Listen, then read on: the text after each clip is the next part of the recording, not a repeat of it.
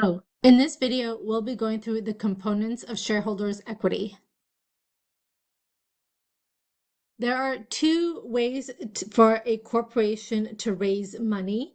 They can either take out debt, right? There's different forms of debt, such as they can take out notes from the bank, like a loan. They can issue bonds. And they can also raise money via equity. And that's when a corporation gives ownership interest to shareholders. So a person or an entity can buy shares of a company and then they have a small piece of that company. They own a small piece.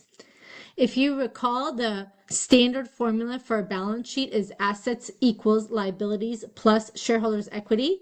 But if we rearrange that formula, you can also say assets minus liabilities equal shareholders' equity. And so assets minus liability equals your net assets, and so your net assets in your company must equal your shareholders' equity, the ownership interest of the shareholders. So ownership interest is made up of two components, the paid-in capital and retained earnings, so which you should be very familiar with what retained earnings is. And we'll get into that in a little bit. But just so you know, when a company or a corporation refers to shareholders' equity, they could say shareholders' equity, or there's different interchangeable terms used for shareholders' equity. And here's just shows a little glimpse of it. These are 5 different companies.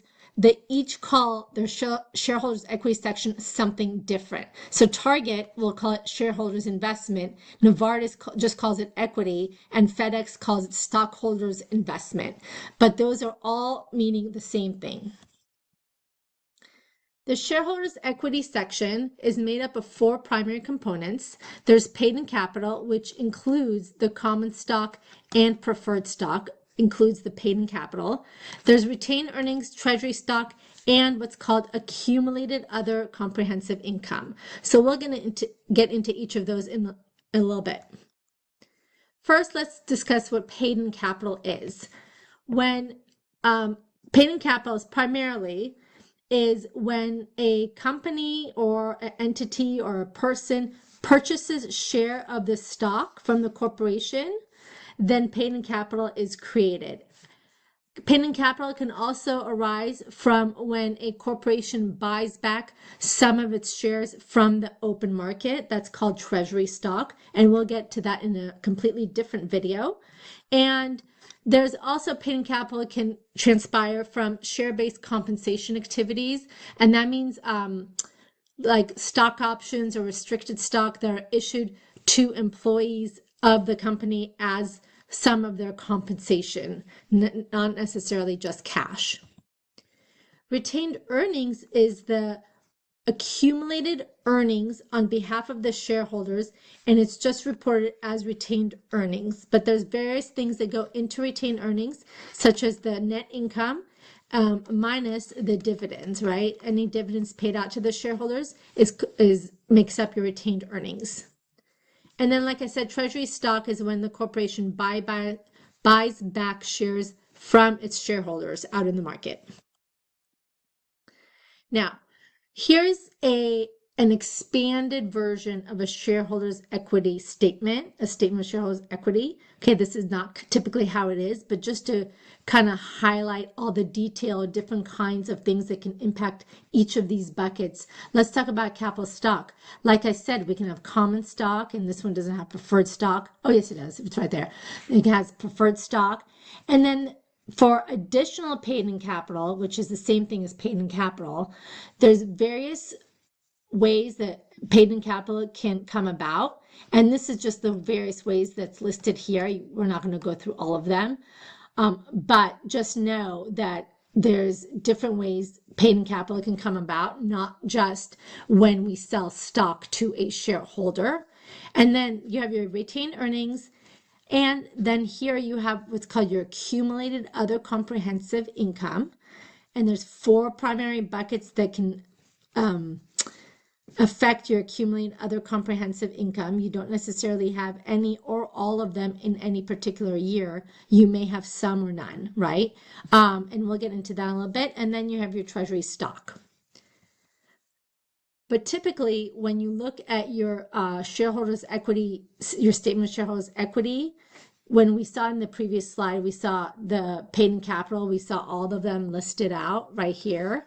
That's not how it's going to be presented in the statement of shareholders' equity. They're going to just lump it all into one account called additional paid-in capital. So this is just to highlight the different ones that could happen over the year. Let's talk about the statement of comprehensive income because that impacts the shareholders' equity section.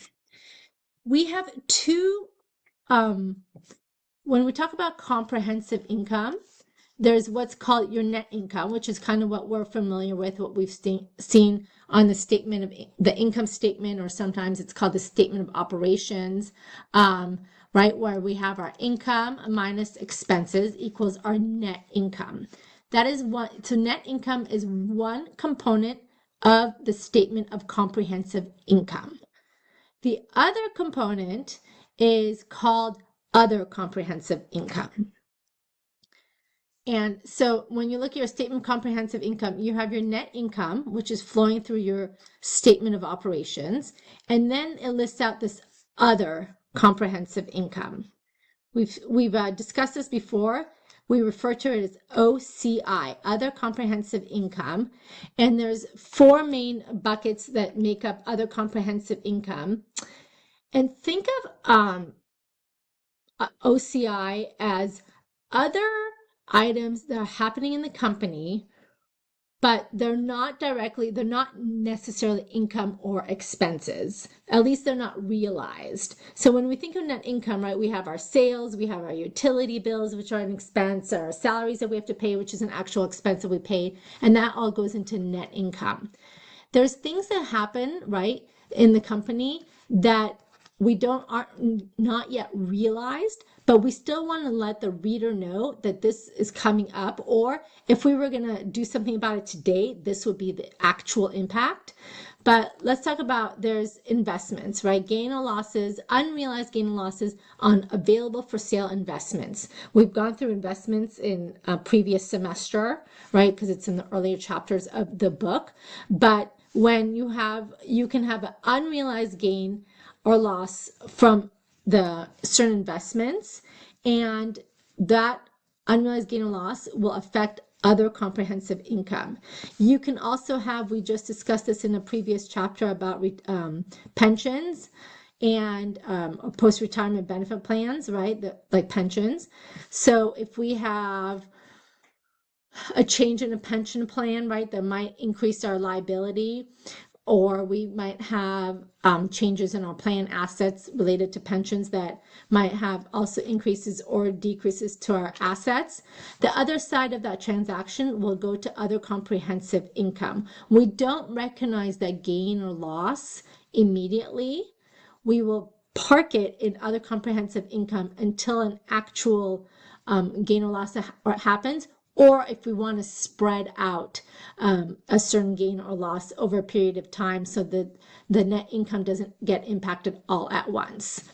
We also have what's called deferred gain or loss on derivatives. That's not covered in this class. That's more advanced, but just know that there are some of these gains or losses that affect the other comprehensive income. And then adjustments from foreign currency translations. Think of this as global companies that have currencies, all over the world, but when they have to translate them into the US dollars to file their 10K, there's going to be these adjustments, right? The gain or loss based on what the value of the dollar is at a specific time. So those aren't realized gain or losses, but still gives the reader an idea of what is happening. So when you have those four different kind of items, they go into other comprehensive income. And your statement of comprehensive income will have your net income, your other comprehensive income, and then that'll give you your total comprehensive income on the statement of comprehensive income. So now let's talk about what's called accumulated other comprehensive income. And that is the sum of all the OCI that's been reported in the current period and accumulated OCI in the prior period.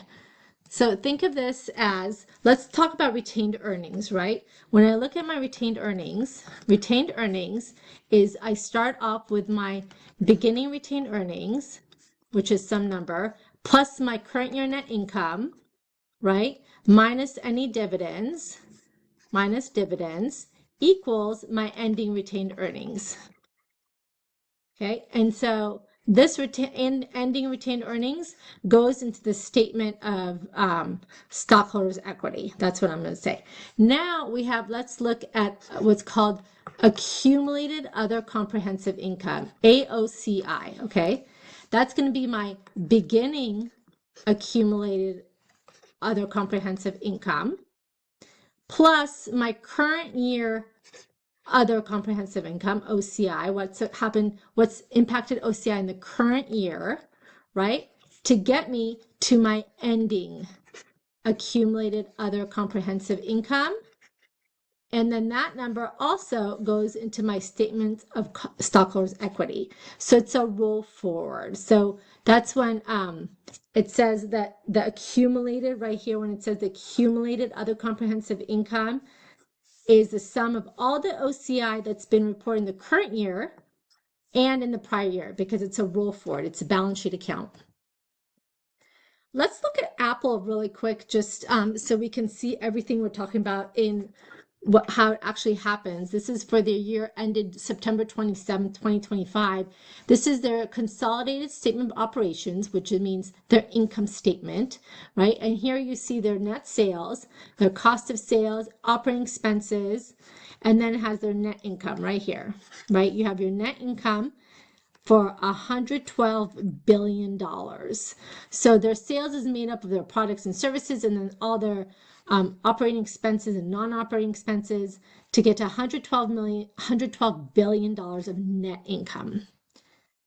Next, we're going to look at what's called the consolidated statement of comprehensive income. That's what we're just covering.